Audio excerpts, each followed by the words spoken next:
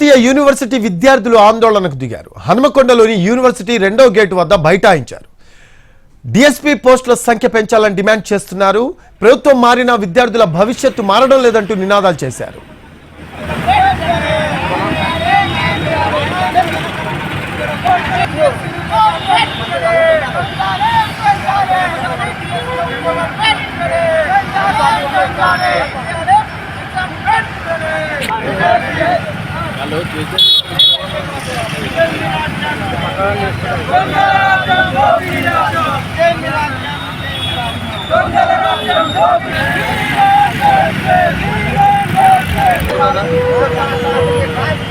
NTV screen పై దృశ్యాలు చూస్తూ ఉన్నాము. కాకతీయ యూనివర్సిటీ విద్యార్థులు ఆందోళనకు దిగారు.